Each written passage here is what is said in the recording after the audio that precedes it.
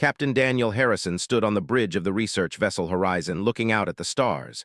It was a normal night shift, the kind that had happened thousands of times before. His crew was doing their work. The sensors hummed with steady sounds. Everything was quiet. Then everything changed. Lisa Grant, the science officer, sat at her station, and suddenly her eyes went wide. She leaned forward. Her fingers moved fast across the console. The screen in front of her filled with numbers and lines that did not make sense. "Captain," she said, her voice was different now, "you need to see this." Daniel walked over.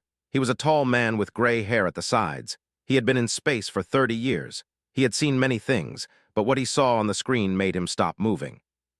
"What am I looking at?" he asked. "An energy signature," Lisa said. "A massive one. It is coming from deep space, from the direction of the sector." Daniel leaned closer. The readings showed something that his brain did not want to accept. The energy signature was huge, bigger than anything he had ever seen. It was not one ship, it was many ships, hundreds of ships, maybe thousands. "How far away?" he asked. 2 weeks at normal speed," Lisa said. "Maybe less if they are moving fast." Cole, the communications officer, turned from his station. He was younger than Daniel, maybe 40. His face was pale. "Captain, I am picking up transmissions," said. "From the Council of Worlds, they are panicking." Daniel felt something cold move through his chest.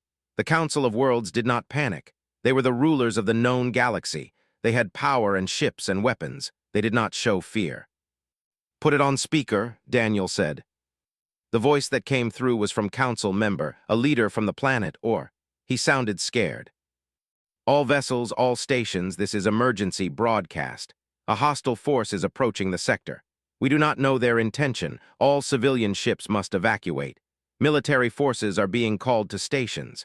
This is not a drill. This is not a drill." The message repeated. Daniel stood very still. Lisa looked up at him.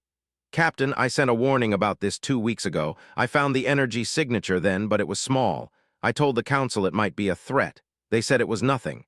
They said the species we feared were extinct." Daniel nodded. "Which species?" "The Orc Collective," Lisa said. "The ones who tried to destroy the galaxy 500 years ago. They were supposed to be gone. The Council said they were gone." Moved in his chair. "Captain, the Council is sending orders. All human ships are being moved to the outer edge of the battle zone. We are being used as a shield." Daniel's jaw tightened. The humans in the Galactic Alliance had only been part of it for 50 years. Most other species still did not trust humans. They called them too young, too wild, too unpredictable. Putting humans on the edge meant they wanted humans to die first. "Are we being ordered back to Earth?" Daniel asked. "No," said. "We are being ordered to stay, to watch and report." Daniel walked to the main window. The stars looked the same as they always did. But somewhere out in that darkness, thousands of ships were moving toward this sector. Ships that carried weapons. Ships that carried creatures that wanted to destroy everything. "How many ships in the enemy force?" he asked. Lisa checked her readings again. "Based on the energy signature, I estimate 5,000 ships, maybe more." "How many ships do we have?" Daniel asked. "The Council has 3,000 ships here," Lisa said. "The Allied forces together." Daniel turned back to face his crew. "They are outnumbered." No one said anything. They all knew it was true. Daniel activated a secure communication channel. He sent a message directly to Admiral Victoria Palmer on Earth. Victoria was the head of the Earth Defense Program. She was the only person in the galaxy who knew the truth. The truth that humans had not been idle for the last 50 years. The truth that Earth had been building ships in secret, weapons that could change everything. "This is Captain Harrison," Daniel said into the recorder. "The enemy force is real. It is coming. The Council is not prepared. I am asking you to activate Protocol 7. We need the hidden fleet now. If we do not act, the Galactic Alliance will fall." He sent the message and waited. 40 minutes later, he got a reply. Victoria's face appeared on his screen. "I am forwarding the activation order now," she said.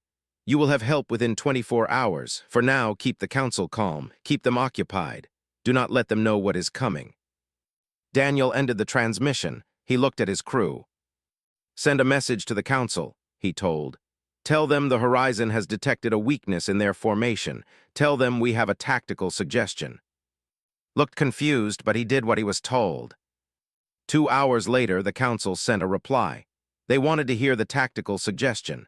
They were desperate enough to listen to a human ship captain. Daniel gave them a suggestion that would keep them busy and moving their ships around. It would not matter much in the real battle, but it bought him time. It bought him time for the ships from Earth to arrive. Lisa sat at her station and watched the enemy force get closer. The readings told her these were not random attacks. This was organized. This was planned. Someone had coordinated 5,000 ships to come here at the same time. "They are accelerating," she said quietly. "They will be here in 10 days now." Daniel nodded. He had known this would happen. The hidden war had always been coming. Humanity had always known that one day they would have to reveal what they really were, what they had really become. Not a young species begging for a place at the table, but a species that could stand and fight. "Send another message," Daniel told. "Send it to every human on every ship, every colony." The lunar shipyard existed in darkness and silence. It was built inside a mountain on the far side of the moon, hidden from any satellite or probe that might scan for it. Only a few thousand people in the entire galaxy knew it was there. Admiral Victoria Palmer stood in the command center and looked at the holographic display. It showed 50 battleships sitting in their docks. Each ship was bigger than anything the Council of Worlds had built. Each ship carried weapons that could destroy entire enemy fleets. "Are they ready?" she asked. Colonel Hayes was standing next to her. He was a strong man with a face from an old mission. His eyes never left the display. "They are ready," he said. "All systems checked, all weapons loaded, all crews briefed. They are waiting for your order." Victoria closed her eyes for a moment. She had spent 25 years building this fleet in secret. She had taken money from black budgets. She had hidden resources. She had done things that the Council would call treason. But she had known it was necessary. She had always known that one day humanity would need these ships. She opened her eyes and looked at. "Send the order," she said. "Activate Protocol 7. Nodded and moved to the communication station. He began typing commands into the system. Around the lunar facility, alarms started to sound. Not alarms that meant danger, but alarms that meant action. Alarms that meant the time had come. In the shipyard, engineers began running through their final checks. Price was the lead engineer. She had built these ships from nothing. She had designed their weapons. She had tested their systems again and again. She knew every inch of them. "All crew prepare for launch sequence," she said through the facility communication system. "All crew, this is not a drill. This is real. The time has come." 3,000 workers began moving through the shipyard. They were technicians and engineers and pilots. They were young and old. They were men and women. They were humans who had chosen to work in secret for decades, knowing that one day their work would matter. The first ship was the HSV Vanguard, the flagship of the hidden human fleet. Its captain was James Cooper, a man in his 50s with hard eyes and hands that never shook. He sat in the captain's chair and waited for his crew to report readiness. "Navigation report," he said. "All systems green," came the reply. "Weapons report. All weapons armed and ready. Engineering report. All engines at full capacity, ready for jump." James Cooper activated the facility-wide broadcast. "This is Captain Cooper of the HSV Vanguard. For 70 years, humans dreamed of traveling to the stars. For 50 years, we have been part of the galactic community. But for 25 years, we have been preparing for this moment. Today, we show the galaxy what humanity really is. Today, we show them that we are not a young species begging for respect.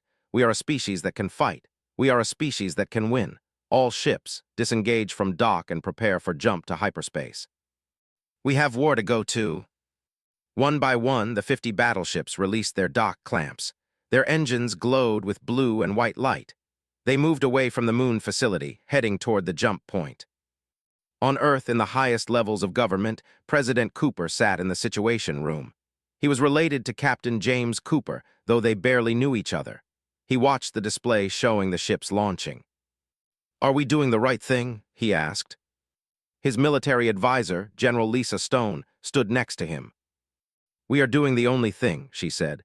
"If we do not send these ships, the Galactic Alliance falls. The Council of Worlds falls. Every human colony in space dies. We have no choice." Cooper nodded. He was the president of Earth. He held the weight of billions of people in his decisions. And now he had made the choice that would change everything. The ships gathered at the jump point. 50 human battleships, each carrying enough firepower to change the balance of a war. They were faster than any ship in the Galactic fleet. They were stronger. They had weapons that could punch through armor that other species could not even damage. Captain James Cooper gave the final order. All ships jumped to hyperspace, destination, sector, time to arrival 20 hours. The ships activated their jump drives. For a moment, the space around them bent and twisted. Then they were gone, traveling through hyperspace at speeds that would have been impossible just 50 years ago. In the command center on the moon, Price watched the displays as each ship disappeared into hyperspace. Her work was done. The ships she had built were going to war.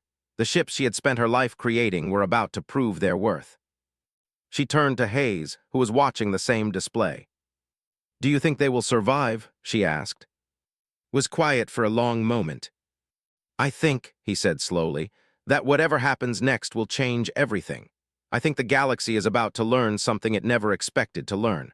I think humans are about to prove that we are stronger than anyone believed." He paused. "And I think we are about to pay a price for that strength." Nodded, she understood. War always took a price. But sometimes that price had to be paid. Sometimes staying quiet and hidden was not an option. Sometimes a species had to stand up and fight. The 50 ships traveled through hyperspace, carrying thousands of human soldiers and sailors. They carried the hopes of Earth. They carried the dreams of the human colonies scattered across the galaxy. And they carried weapons that would change the course of galactic history. The sector was a graveyard waiting to be built. The Allied fleet had gathered here, 2,000 ships from 10 different species. They were arranged in a defensive formation that was meant to protect the 3 inhabited worlds behind them. But everyone knew the formation was weak. Everyone knew they did not have enough ships. Everyone knew they were about to lose. Admiral commanded the Allied fleet. He was from the species, tall and thin with scales that reflected light. He stood on the bridge of his flagship and looked at the battle zone. "How much time do we have?" he asked. His tactical officer, a being named, checked the readings. 8 hours until the enemy force enters weapons range, said. Maybe less if they accelerate. Admiral closed his eyes. He had fought in 3 wars before. He had seen thousands of ships destroyed. He had seen species die, but he had never felt as afraid as he felt right now. A communication came through. It was Captain Daniel Harrison from the human ship Horizon. "Admiral, this is Captain Harrison. I have received word from Earth. Help is coming. Human reinforcements will arrive within the hour. You need to hold position and wait for their arrival." Opened a channel back. "Help is coming. From where, Captain? Earth. How many ships do your humans have?" There was a long silence. "Many ships, Admiral," Daniel said finally. "Trust me." Ended the communication and turned to. "Prepare all weapons," he said. "We may be about to see the end of our civilization." An hour passed. The enemy force got closer and closer. The Allied fleet began to see them on the displays. Red icons representing thousands of enemy ships. The Orc Collective had come to the galaxy to finish what they had started 500 years ago. To conquer, to destroy, to rule. Then something impossible happened. Space twisted. 50 human ships emerged from hyperspace, appearing right in front of the enemy force. They were unlike anything had ever seen. They were sleek and dark and covered with weapons. They were moving into formation with almost mechanical precision. The lead ship opened a broadcast across all frequencies. "This is Captain James Cooper of the HSV Vanguard, representing the human Armada of Earth. We are here to defend the sector. We are here to defend our allies. And we are here to tell you that you will not pass." In his command center, the alien commander saw the human ships arrive. He was a being of cold logic. His mind worked in numbers and probabilities. He ran calculations as fast as a computer. The human force was small compared to his own, 50 ships against 5,000. The math was simple. The humans could not win. Sent a broadcast of his own. "Human ships, you have made a mistake coming here. You are outnumbered 100 to 1. You cannot hope to win. Leave now and we will let you survive. Stay and you will be destroyed." Captain Cooper's response was quick. "We are not leaving, and we are not afraid." Gave the order that he believed would destroy the human force quickly. All vessels advance, destroy the human ships. The 5,000 enemy ships began moving forward. It was like watching a wave of death move through space, but something unexpected happened. The human ships fired first. Weapons came to life on the hulls of the battleships, energy beams that could cut through armor, missiles that could vaporize entire enemy vessels. The first salvo from the human fleet struck the enemy force like a hammer. 30 enemy ships exploded immediately, 40 more were damaged. The wave of death stopped. Stared at his display in confusion. That should not have been possible. The human weapons should not have had that much power. The human ships should not have been able to damage his vessels that quickly. He sent another order. All ships move to intercept. Use overwhelming numbers, swarm them. The enemy fleet split into groups and moved to attack the human armada from multiple angles. But the human ships were faster, much faster. They moved in ways that seemed impossible. They dodged attacks that should have hit them. They turned and fought with a fluidity that rigid tactical systems could not predict. And their weapons just kept coming. On the bridge of the Vanguard, Captain Cooper watched the battle display with calm eyes. Around him, his crew worked with the focus of people who had trained for this moment for their entire lives. "Fighters away," his weapons officer reported. 250 human fighters in attack formation. The human fighters were smaller and faster than anything the enemy had. They moved through the enemy formation like sharks in water, hitting targets and disappearing before enemy fire could find them. Admiral, watching from his own flagship, suddenly understood what was happening. The humans had not just brought ships.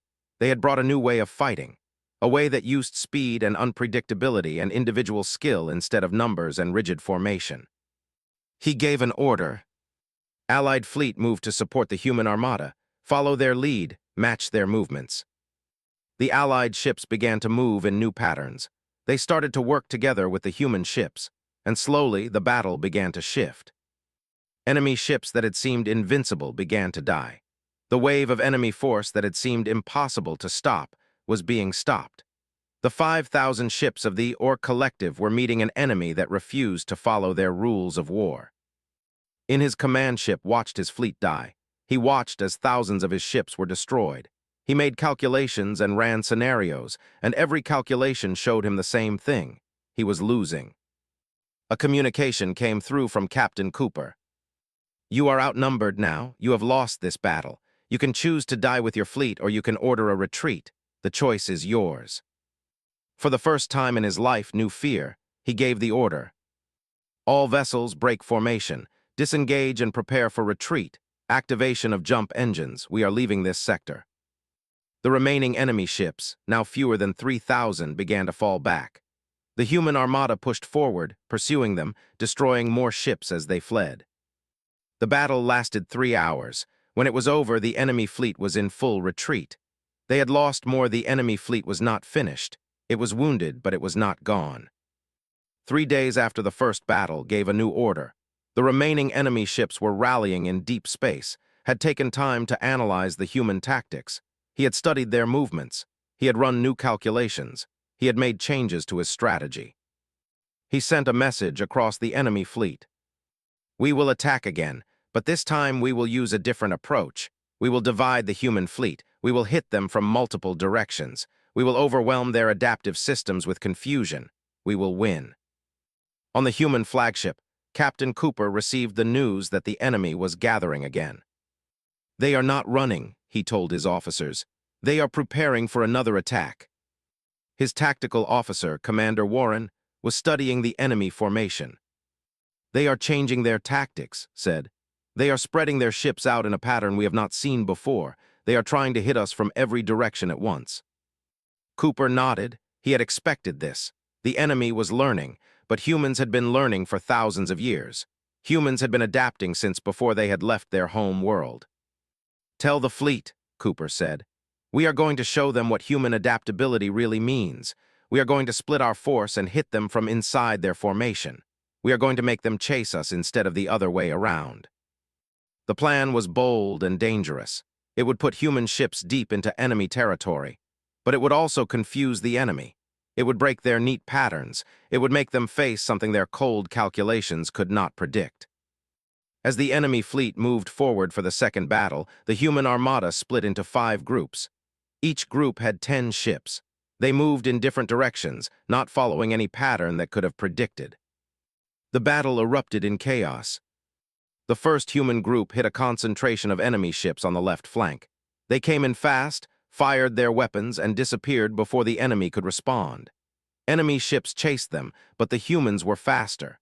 The chase led deeper and deeper into enemy territory. Then the second human group hit the right flank. Watched his formation break apart. His neat patterns were useless. His careful calculations meant nothing. The humans were not fighting a war based on mathematics. They were fighting a war based on speed and instinct and decision-making that changed every second. Meanwhile, Admiral brought the Allied fleet forward. The human diversions had opened a path through the enemy formation. The Allied ships moved through and began hitting the enemy from behind. The enemy fleet was being crushed from multiple directions. On the human fighter ships, pilots were flying with skill that border on impossibility. Young humans named Tors and Lee were in a dogfight with 6 enemy fighters, rolled her ship away from enemy fire and came around for a counterattack.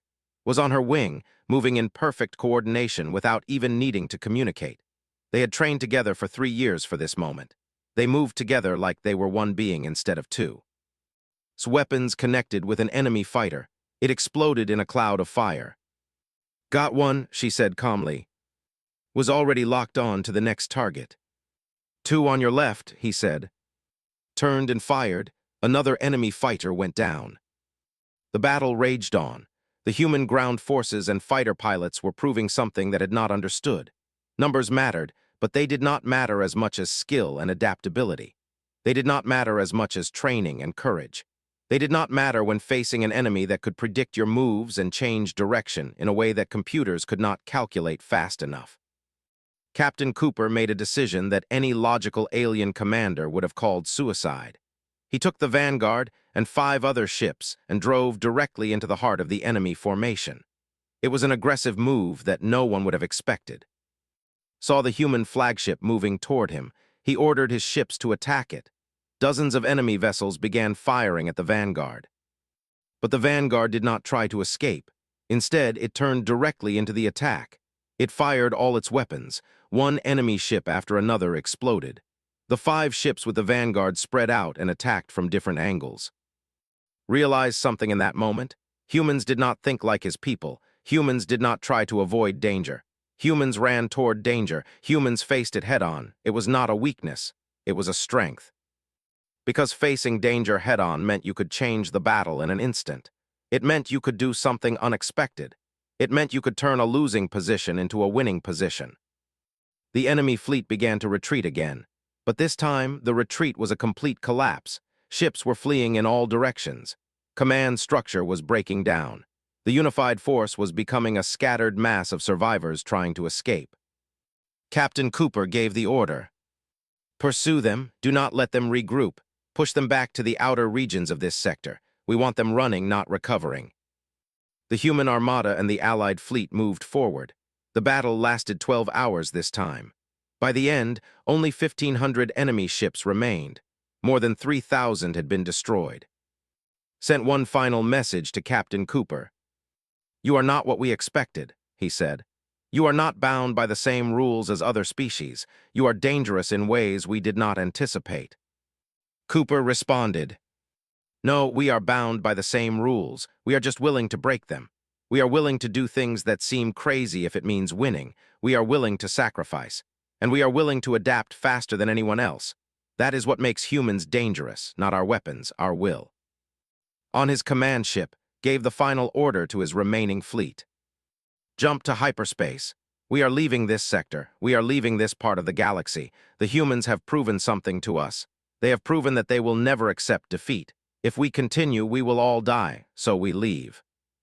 The remaining enemy ships jumped away. The sector was silent again. Captain Cooper stood on the bridge of the Vanguard and looked at the empty space where the enemy had been. "Casualties?" he asked. 12 ships destroyed, his operations officer reported. 150 fighters lost, 300 crew members dead. Cooper closed his eyes. 300 humans had given their lives today. 300 people who had dreamed of space travel would never go home. But the sector was safe. The allied worlds would survive, and the galaxy had learned something that would change everything. Humans were not a young species to be tolerated. Humans were a power to be respected. Humans were warriors who would stand against anything. And the war was not over. The remaining enemy ships were out there in deep space, but 3 weeks had passed since the final battle. The enemy fleet was gone. The remaining 1,500 ships had jumped to a part of space so far away that it would take them years to return. Even if they did return, they would be no threat. They had learned their lesson. Captain Daniel Harrison stood on the bridge of the horizon and watched as the human armada began its return journey to Earth. The ships moved in perfect formation, a show of strength and unity. The galaxy would see them. The galaxy would know what had happened. Behind the human ships, the Allied fleet was beginning to disperse. Some ships would return to their home worlds. Some would stay in the sector as permanent defense, but everything had changed. Messages were coming in from across the galaxy. The Council of Worlds was sending official thanks. The leaders of 10 different species were sending messages of appreciation and respect.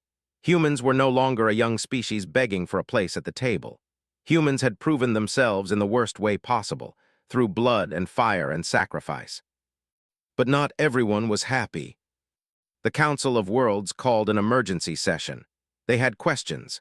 They wanted to know where the human ships had come from. They wanted to know why humans had hidden this technology. They wanted to know why humans had kept an army secret for 25 years. Daniel sent a message to Admiral Victoria Palmer. "They know," he said. "The Council knows everything now. They are calling for an explanation." Victoria's response came back quickly. "Let them call," she said. "Tell them the truth. Tell them that humans knew they could not trust the Council to protect us. Tell them that humans had to protect themselves, and tell them that if they do not like it, they can try to remove us from the Galactic Alliance." It was a bold statement. It was also true. The Council could not do anything about it now. They did not have the military power to stand against the human armada. Captain James Cooper stood in a chamber on the planet or in front of the Council of Worlds.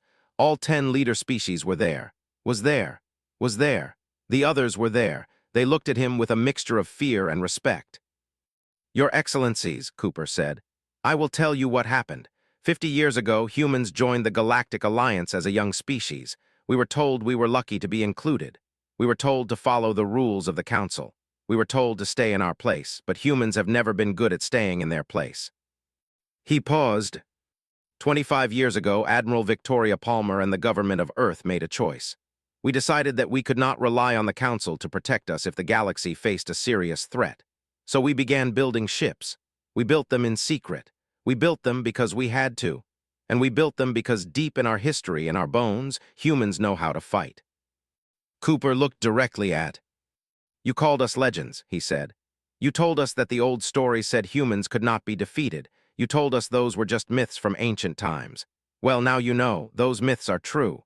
Those legends are real, because humans are here and we will not accept defeat. We will not accept slavery. We will not accept being ruled by species that do not respect us."